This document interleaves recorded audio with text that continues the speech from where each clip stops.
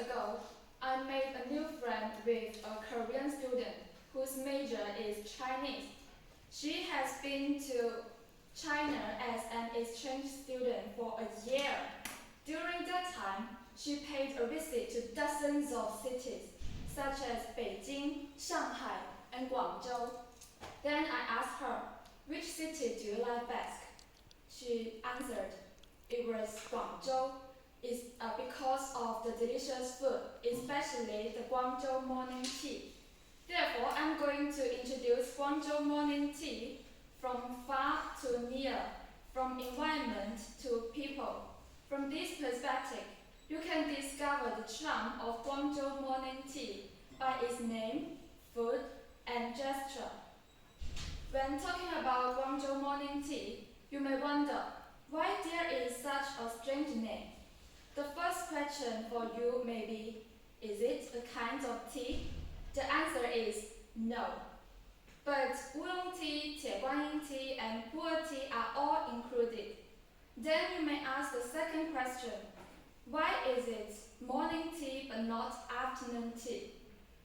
We can tell from its name. Usually we spend the whole morning in the tea house. The tea house is the restaurant. And at last you may raise another question. Why people spend such a long time there? Please look at the photo carefully. All people sitting there are old people, so they have a lot of time. And the young usually go there at the weekend or on holiday. And drinking tea and eating food there, we are not only enjoying the tea, but also enjoying the life with people around us. After learning about its name, let's change our perspective from the environment to the table. This picture shows us a typical Guangzhou morning tea, and the food can be divided into 6 categories. Meat steamed, dessert, steamed in small cage, steamed in large cage, congee, steamed vermicelli roll. And what do you discover from the picture and the categories? Most of the food are steamed. Why? There may be 2 reasons.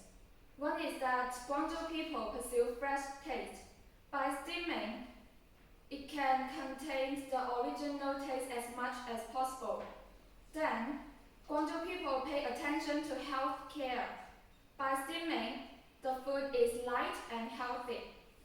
Now you have some knowledge about tea and food in Guangzhou morning tea. Let's learn the gesture for saying thank you when someone serves a cup of tea for you. Originally, it is like this. Why? Here comes the story.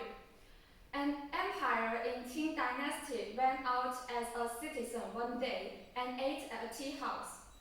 He suddenly served a cup of tea for a minister.